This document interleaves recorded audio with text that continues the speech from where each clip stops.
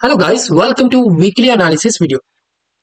നമ്മൾ എല്ലാ വീക്കിലും കഴിഞ്ഞ ആഴ്ചയിലെ മാർക്കറ്റിലെ പ്രധാനപ്പെട്ട സംഭവങ്ങളെ കുറിച്ചും അതുപോലെ നമുക്ക് നെക്സ്റ്റ് വീക്കിലേക്ക് എന്തൊക്കെ കാര്യങ്ങൾ എക്സ്പെക്ട് ചെയ്യാമെന്നതിനെ കുറിച്ചുള്ള ഒരു വിശദമായ വീഡിയോ ചെയ്യാറുണ്ട്. അതിന്റെ ഒരു തുടർച്ചയാണ് ഈ വീക്ക്ലി അനാലിസിസ് വീഡിയോ. സോ നിങ്ങൾക്ക് ഈ വീഡിയോ ഇഷ്ടപ്പെടുകയാണെങ്കിൽ തീർച്ചയായിട്ടും ചാനൽ സബ്സ്ക്രൈബ് ചെയ്യാൻ മറക്കരുത്. സോ ഫസ്റ്റ് നമ്മൾ ഡിസ്കസ് ചെയ്യുന്നത് കഴിഞ്ഞ ആഴ്ചയെ കുറിച്ചാണ്. കഴിഞ്ഞ ആഴ്ചയിലെ ബുധനാഴ്ചയാണ് യു എസിലെ ഫെഡ് റേറ്റ് കട്ട് ഉണ്ടായത്. സോ മാർക്കറ്റിൽ ഒരു 2020 ശേഷം ആദ്യമായിട്ടാണ് യു എസിൽ ഫെഡ് റേറ്റ് കട്ട് ഉണ്ടാകുന്നതുകൊണ്ട് തന്നെ അത് വലിയൊരു മാർക്കറ്റിനെ അഫക്ട് ചെയ്യുന്നുള്ള ഒരു പ്രതീക്ഷ എല്ലാവർക്കും ഉണ്ടായതുകൊണ്ട് തന്നെ ബുധനാഴ്ച ഫെഡ് റേറ്റ് കട്ട് ഉണ്ടായതുകൊണ്ട് തന്നെ വ്യാഴാഴ്ച, അതായത് എക്സ്പയറി ഡേ, നിഫ്റ്റിയുടെ എക്സ്പയറി ഡേ അന്ന് മാർക്കറ്റ് ഒരു നല്ല മൂവ്മെന്റ് എക്സ്പെക്ട് ചെയ്ത എല്ലാവർക്കും, പക്ഷെ അന്ന് മാർക്കറ്റ് ഒരു സൈഡ് വൈസും ഒരു നെഗറ്റീവ് സെല്ലിംഗ് പ്രഷറൊക്കെ കാണിച്ചിട്ട് ക്ലോസ് ചെയ്തിട്ടാണ് ഉണ്ടായത്.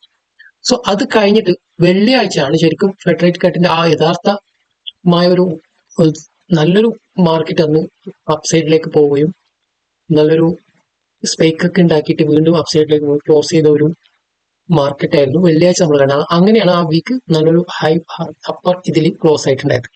സോ നിങ്ങൾക്ക് കഴിഞ്ഞ ആഴ്ചത്തെ ബാങ്ക് നിഫ്റ്റിയുടെ ഒക്കെ വീക്ക്ലി ചാർട്ട് നോക്കുമ്പോൾ മനസ്സിലാവും അത് എത്രമാത്രം സ്ട്രോങ് ക്യാൻഡിലാണ്. ബാങ്ക് നിഫ്റ്റി ആണ് നിഫ്റ്റിയേക്കാളും കൂടുതൽ സ്ട്രെങ്തോടെ ആ ഒരു വീക്കിൽ ഉണ്ടായിരുന്നത്.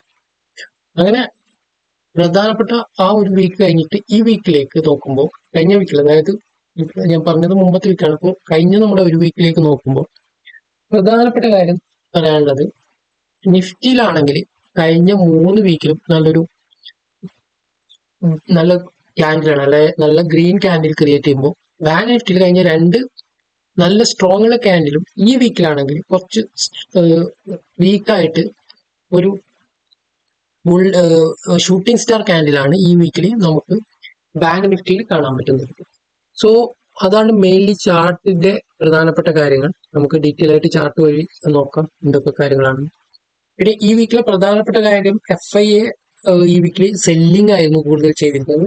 ഓൾമോസ്റ്റ് 3900 ക്രോറിന്റെ സെല്ലിംഗ് ആണ് FIA ഈ വീക്കിൽ നടത്തിയിരുന്നത്. പക്ഷെ DIA 15,961ന്റെ ബൈയിങ് നടത്തിയിട്ടുണ്ട്. സോ DIA നല്ലൊരു ബുള്ളിഷ് ആയിട്ട് മാർക്കറ്റിൽ നന്നായിട്ട് ഇൻവെസ്റ്റിംഗ് നടത്തുന്നുണ്ട്. സോ ഈ വീക്കിലെ പ്രധാനപ്പെട്ട ഇൻഡെക്സുകൾ, നമ്മുടെ നിഫ്റ്റിയിൽ തന്നെ പല ഇൻഡെക്സുകൾ നോക്കുകയാണെങ്കിൽ നിഫ്റ്റിയുടെ ഇൻഡെക്സിൽ മെറ്റൽ ഇൻഡെക്സ് ആണ് ഏറ്റവും കൂടുതൽ ഈ വീക്കിൽ 7% ആണ് ബുള്ളിഷ് ആയത്. അത് കഴിഞ്ഞാൽ ഓയിൽ ആൻഡ് ഗ്യാസ് 5%, പിന്നെ ഓട്ടോ സെക്ഷനും 4%, PSU ബാങ്ക് 3.4%, നിഫ്റ്റി ഫാർമ കഴിഞ്ഞ വീക്കിൽ വീക്കായിരുന്നു, പക്ഷെ ഈ വീക്കിൽ അത് റിവേഴ്സ് ആയിട്ടുണ്ട്. IT-യും ഇപ്പൊ കഴിഞ്ഞ വീക്കിൽ നല്ലൊരു സെല്ലിംഗ് ആയിരുന്നു ഉണ്ടായിരുന്നു, പക്ഷെ ഈ വീക്കിൽ ഒന്ന് റിക്കവറി ആയിട്ട്, പക്ഷെ വീണ്ടും റിക്കവറി സസ്റ്റെയിൻ ചെയ്യാൻ പറ്റിയിട്ടില്ല. പക്ഷെ ചെറിയൊരു 0.26ന്റെ ഒരു അപ്സൈഡ് മാത്രമേ ഉണ്ടായിരുന്നുള്ളൂ. ഈ വീക്കിൽ മൈനസ് ആയിട്ടുള്ളത് FMCG ആണ്. ചെറിയൊരു മൈനസ് മാത്രമേ ഉള്ളൂ. 0.04% മൈനസിലാണ് FMCG ഇൻഡെക്സ് ക്ലോസ് ആയിട്ടുള്ളത്.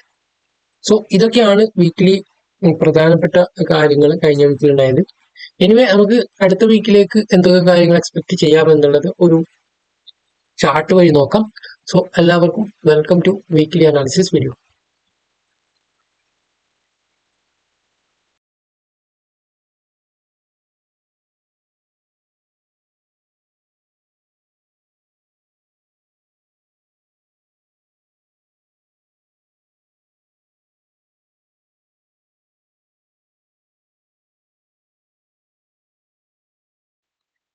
ഓക്കെ, ഇവിടെ ഓപ്പൺ ചെയ്തിട്ടുള്ളത് നിഫ്റ്റിയുടെയും ബാങ്ക് നിഫ്റ്റിയുടെയും വീക്ക്ലി ചാർട്ടാണ്. നിങ്ങൾക്ക് നിഫ്റ്റിയുടെ ക്യാൻഡിൽ കഴിഞ്ഞ 3 വീക്കിലുള്ള ഒരു ക്യാൻഡിൽ ഫോർമേഷൻ ആണ് ഇവിടെ ഞാൻ മാർക്ക് ചെയ്തിട്ടുള്ളത്. സോ ഇതിൽ നോക്കുകയാണെങ്കിൽ നിങ്ങൾക്ക് മനസ്സിലാവും എത്രമാത്രം മാർക്കറ്റ് ബുള്ളിഷ് ആയിട്ടാണ് ഈ 3 വീക്ക് ക്ലോസ് ആയിട്ടുള്ളത്. സോ ബാങ്ക് നിഫ്റ്റി അതുപോലെ നോക്കുകയാണെങ്കിൽ ബാങ്ക് നിഫ്റ്റി കഴിഞ്ഞ 2 വീക്കിൽ നിഫ്റ്റിയെക്കാളും സ്ട്രോങ് ആയിരുന്നു, പക്ഷെ ഈ ലാസ്റ്റ് വീക്ക് എത്തുമ്പോൾ ബാങ്ക് നിഫ്റ്റി ഒരു വീക്കായിട്ടാണ് ക്ലോസ് ചെയ്തിട്ടുള്ളത്.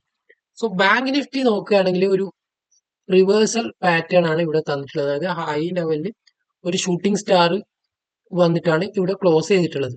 സോ നെക്സ്റ്റ് വീക്കിൽ നമുക്ക് ഇവിടെ ഒരു റെഡ് ക്യാൻഡിൽ ഇങ്ങനെ ഒരു ഫോർമേഷൻ ഒക്കെ കിട്ടുകയാണെങ്കിൽ, ഇതിന് താഴെ കിട്ടുകയാണെങ്കിൽ നമുക്കൊരു സെല്ലിംഗ് സൈഡ് മാർക്കറ്റ് പോകുമെന്നുള്ള ഒരു എക്സ്പെക്ടേഷൻ വെക്കാൻ പറ്റും. സോ പക്ഷെ നിഫ്റ്റിയിൽ നോക്കുകയാണെങ്കിൽ ഇപ്പോഴും നല്ലൊരു ബുള്ളിഷ് ക്യാൻഡിൽ തന്നെയാണ് ഈ വീക്കിലും ക്രിയേറ്റ് ആയിട്ടുള്ളത്. എനിവേ മാർക്കറ്റിൽ എക്സ്പെക്ട് ചെയ്യാനുള്ളത് ചെറിയൊരു റീട്രേസ്മെന്റോ അല്ലെങ്കിൽ ചെറിയൊരു സെല്ലിംഗ് സൈഡിലേക്ക് പോകാനുള്ള ഒരു പോസിബിലിറ്റി ഉണ്ട്. കാരണം മാർക്കറ്റ് ഇപ്പൊ നമ്മൾ നിഫ്റ്റിയുടെ ചാർട്ട് നോക്കുകയാണെങ്കിൽ ഇവിടെ അതിന് മുമ്പത്തെ ഒരു വീക്കിൽ നിങ്ങൾക്ക് ചാർട്ട് നോക്കിയാൽ മനസ്സിലാവും. ഒരു 3 വീക്ക് കണ്ടിന്യൂസ് ആയിട്ട് നല്ലൊരു ഗ്രീൻ ക്യാൻഡിൽ തന്നു. ഒരു വീക്കിൽ ഒരു പുൾ ബാക്ക് തന്നു. നമ്മൾ മാർക്കറ്റ് മൂവ് ചെയ്യുമ്പോൾ എപ്പോഴും ഇങ്ങനെ തന്നെ ആയിരിക്കും മാർക്കറ്റ് മൂവ് ചെയ്യുക, അല്ലാണ്ട് അപ്സൈഡ് മാത്രം ഇങ്ങനെ കണ്ടിന്യൂസ് ആയിട്ട് പോകില്ല. അപ്പോൾ ചെറിയൊരു പുൾ ബാക്ക് നമുക്ക് എക്സ്പെക്ട് ചെയ്യാൻ പറ്റും ഈ വീക്കിൽ.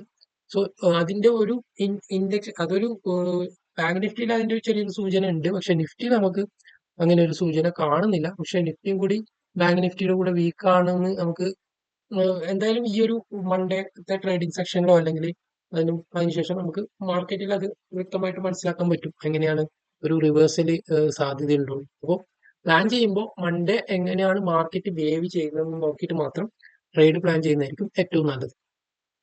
സോ നിഫ്റ്റിയിൽ നോക്കുകയാണെങ്കിൽ ഇപ്പം ഏറ്റവും ഇമ്പോർട്ടന്റ് ആയിട്ടുള്ള ലെവൽസ് എന്ന് പറയുമ്പോൾ നമുക്ക് ഇൻ കേസ് മാർക്കറ്റ് ഒരു പുൾ ബാക്ക് തരികയാണെങ്കിൽ നമുക്കൊരു 26,000 ഫസ്റ്റ് ഒരു ടാർഗറ്റ് ആയിട്ട് വെക്കാൻ പറ്റും. 26,000 കൂടി മാർക്കറ്റ്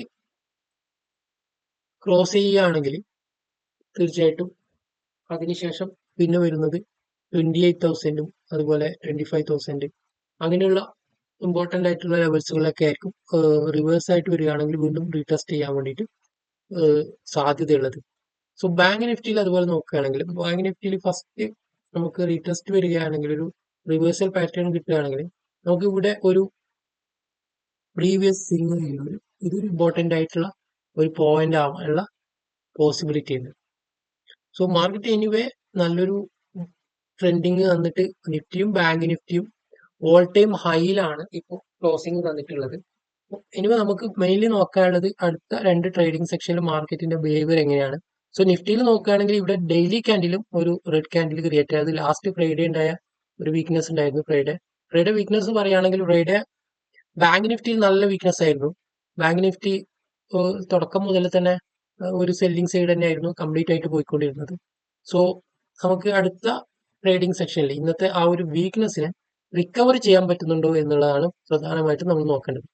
സോ അത് റിക്കവർ ചെയ്യുന്നില്ല, അതിന്റെ താഴെ തന്നെയാണ് മാർക്കറ്റ് ഒരു റിവേഴ്സൽ കാണിക്കുകയാണെങ്കിൽ ഞാൻ പറഞ്ഞ പോലെ നിഫ്റ്റിയിൽ ഒരു 26,000 വരെ വരാനുള്ള പോസിബിലിറ്റി ഉണ്ട്. അതുപോലെ ബാങ്ക് നിഫ്റ്റി നോക്കുകയാണെങ്കിൽ ഈ ഒരു സിംഗിൾ ഹൈ ആകുമ്പോൾ 53,386. സോ ഇതാണ് നമുക്ക് അടുത്ത ട്രേഡിംഗ് സെക്ഷനിലേക്ക് മെയിനായിട്ട് നോക്കാനുള്ളത്. ഹയർ ലെവലിലേക്ക് നമുക്ക് എക്സ്പെക്ട് ചെയ്യാൻ പറ്റില്ല, കാരണം മാർക്കറ്റ് ഓൾ ടൈം ഹൈയിലാണ് ഉള്ളത്.